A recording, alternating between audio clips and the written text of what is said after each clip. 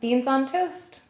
My mom's just walking off screen before we come. She's ready to eat the beans. I think she's going to turn off the toaster oven so we don't.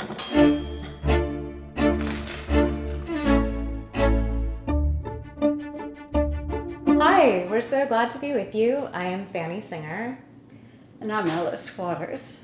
And we're here. Her mom. No, let's do that again.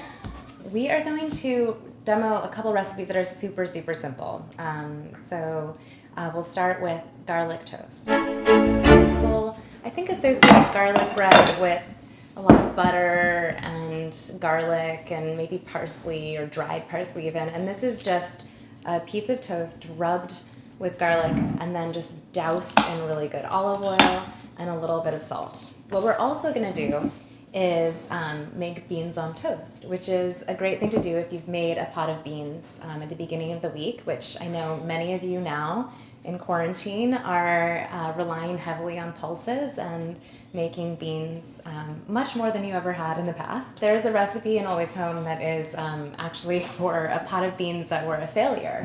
And it's called Simple Black Beans, or at least it was supposed to be simple.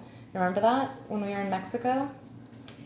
My mom bought some organic beans that I think may have been left over from the Reagan administration or earlier. You want to have a good bread. This is not complicated. I think we'll do 4 slices and let it toast until it's quite brown. Anyways, these beans are beans that we made earlier in the week. What day is it? For something like beans on toast, I would prefer a barloti or a cannellini or something like that, more in the Italian genus, I feel like. But black beans will do too, whatever you have on hand, really.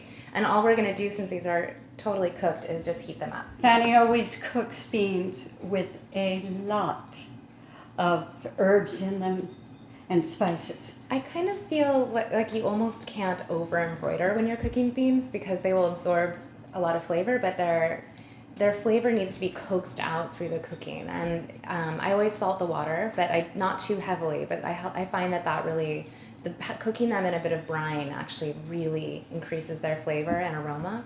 And then I put in tons of herbs, like anything I have on hand, really. I'd like to make a little bouquet of the herbs. So this is not a little bouquet. This is a large bouquet. But something called a Bouquet Garni, which is a traditional way of adding like herbal aroma to anything you're cooking, is just a kind of handful of bay, maybe rosemary, definitely thyme, parsley. My mom's miming twine because we don't have any here. Oh, the toast is ready. And I like it very toasty. It's very important that you rub it when it's very hot with the garlic because it sort of just melts in. Almost cooks the garlic and, of course, drowning it. Drowning. We consume approximately this much olive oil on a weekly basis, if not every few days. It's a shocking habit. Thankfully, my dad makes olive oil, so there's a somewhat endless supply. A little bit of salt is how I would just serve it at the table. Let's get a slotted spoon for this. Even this would work. Okay, she doesn't want to wait. She's an impatient cook. I wonder where I get it from. And then I'm going to just chop a little bit of parsley to put on top, which is totally optional, but it's just nice to have a little pungent hit of green on there. I would be tempted to put even more olive oil on there, but should we resist? Maybe a little bit of Aleppo pepper just for color instead. Match my jeans.